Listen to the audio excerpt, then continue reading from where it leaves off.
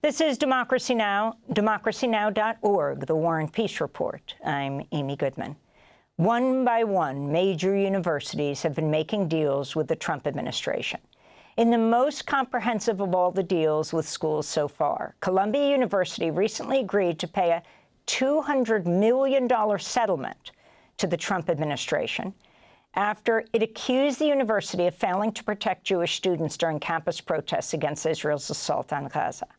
Columbia will also pay $21 million to settle investigations brought by the U.S.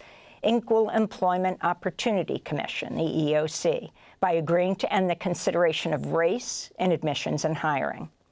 The settlements will restore hundreds of millions of dollars worth of canceled or frozen grants from National Institutes of Health and Department of Health and Human Services. As part of the deal, Columbia also agreed to appoint a senior provost to oversee the Middle East Studies Department, will further crack down on campus protests, and will appoint 36 new security officers with arrest powers. The agreement includes a little-reported provision that commits Columbia to, quote, examine its business model and take steps to decrease financial dependence on international student enrollment. For more on this major settlement, we're joined by Rashid Khalidi. He's the Edward Said Professor Emeritus of Modern Arab Studies at Columbia University and author of several books, including The 100 Years' War on Palestine. He has a new essay in The Guardian. It's headlined, I Spent Decades at Columbia. I'm withdrawing my fall course due to its deal with Trump. The university's draconian policies and new definition of anti-Semitism make much teaching impossible, he wrote.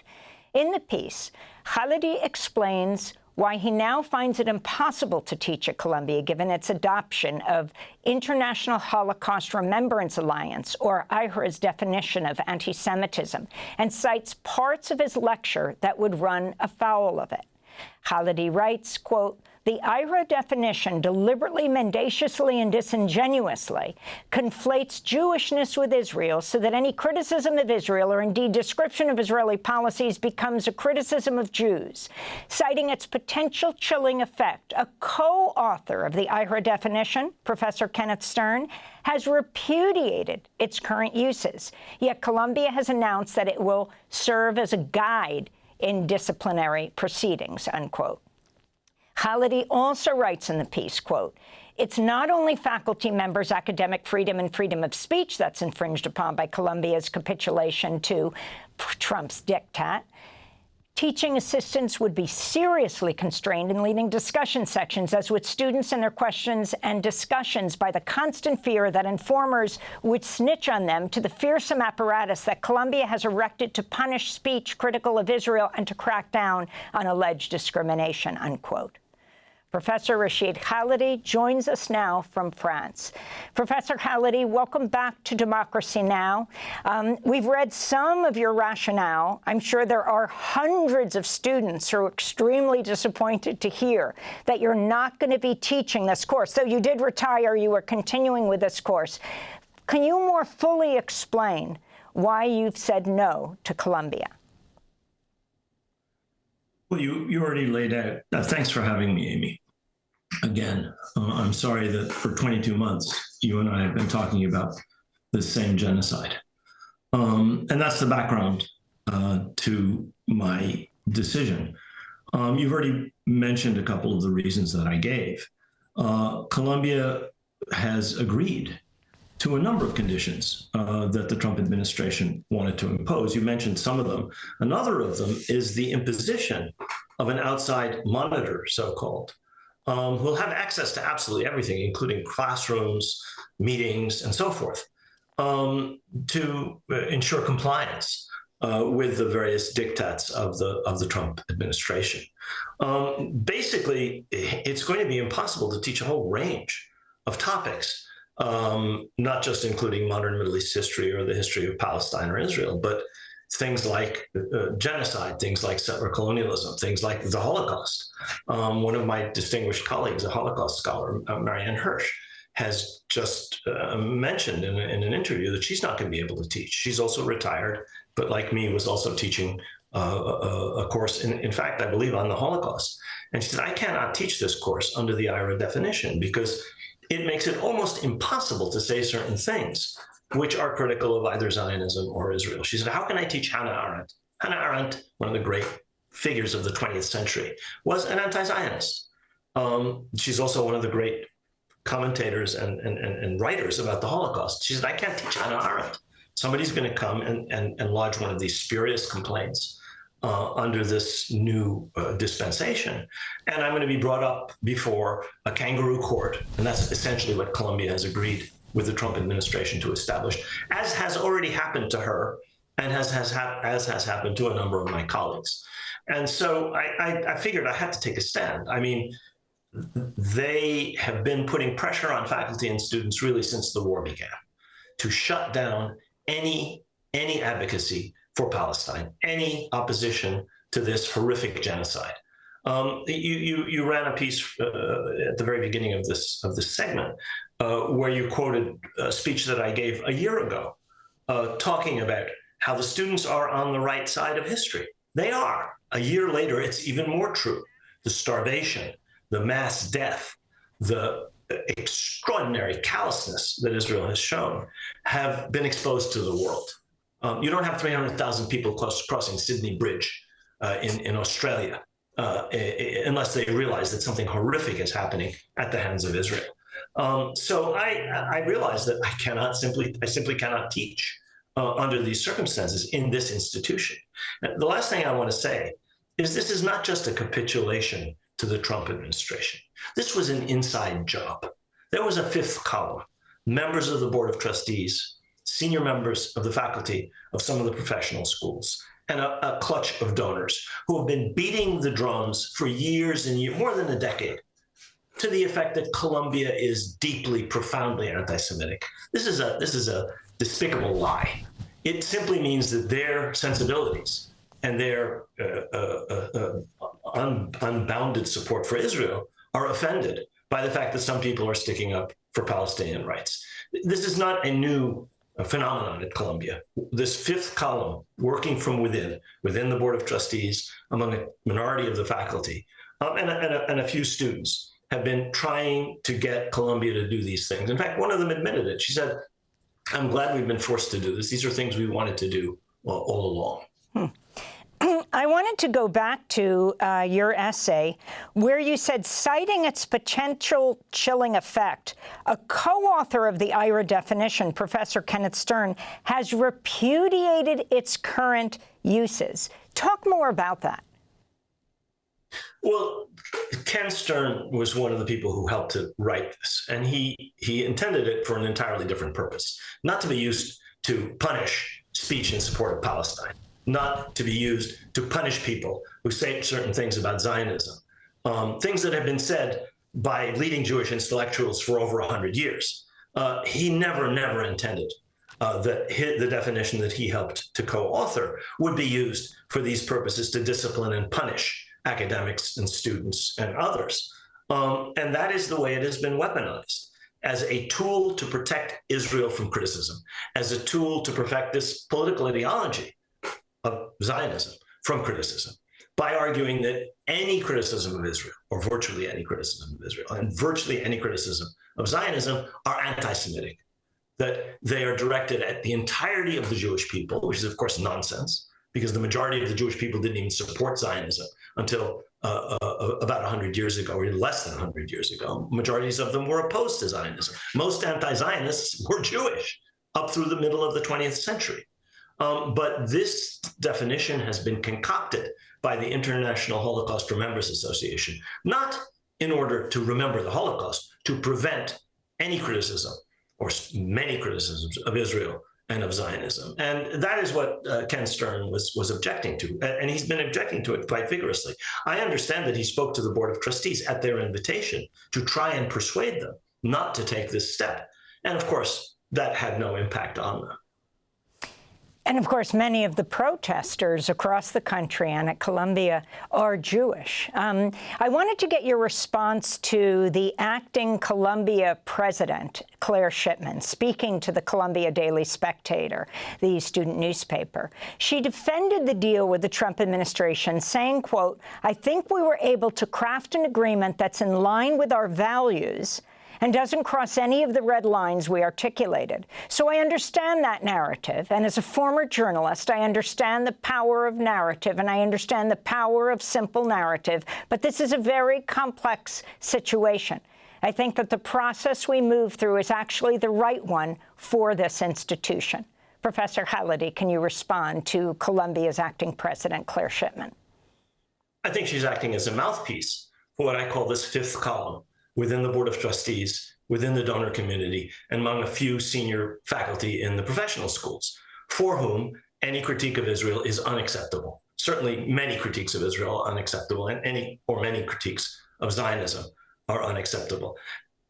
I don't think that the values of Columbia include a government-appointed monitor from a company that in June celebrated Israel's independence or celebrated Israel, to be able to go into classrooms, to be able to go into meetings, to be able to harvest our data. If that's the value that Columbia stands for, it's a Stasi value. It's a dictatorial value where the government appoints a monitor to check on what is happening inside an independent private university. What values are protected by the IHRA definition? The only value that's being protected is Israel's impunity as it commits genocide. There are many other aspects of the settlement. The appointment of a special provost, a vice provost. Why does Middle East studies require scrutiny? What's wrong with what's being taught at Columbia? These are enormously popular courses. They represent the scholarship of a vast array of people, not just the people teaching at Columbia. They represent basically the most respected scholarship in the field.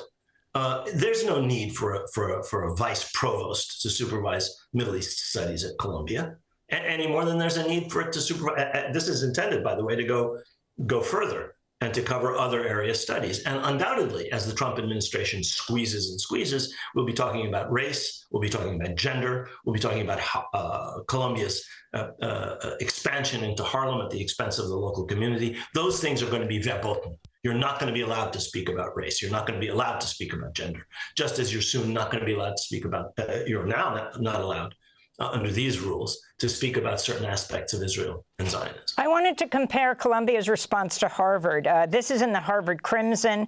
Harvard President Alan Garber has told faculty a deal with the Trump administration's not imminent, denied the universities considering a $500 million settlement, according to 3 faculty members familiar with the matter.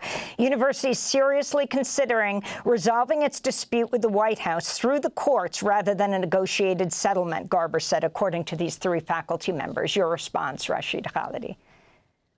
Like Columbia, Harvard practiced anticipatory obedience, closing down an exchange program with Birzeit University. This happened months ago. Firing the 2 people who had the Middle East Center, shutting down a program at the Divinity School related to Palestine. They have already kowtowed. They have already done what was asked of them. They've already accepted IHRA. The same draconian strictures on speaking about Israel and on speaking about Zionism are already adopted by Harvard, even before Columbia adopted them. So Garber's tough talk relates basically to money, which incidentally is the value that these universities cherish above all else. Their contempt for their students, their contempt for their faculty is unbounded. Their attention to the bottom line is unlimited. And that's the reason I decided to retire several years ago, long before the war in Gaza, long before any of this happened. I saw an institution that was not driven by pedagogical and educational values, an institute that had contempt for its community, that had contempt for its students, that had contempt for its faculty, and was led by people, none of whom in the Board of Trustees, with 1 or 2 possible exceptions, knows anything about education. They're a bunch of hedge fund managers, government bureaucrats, and lawyers.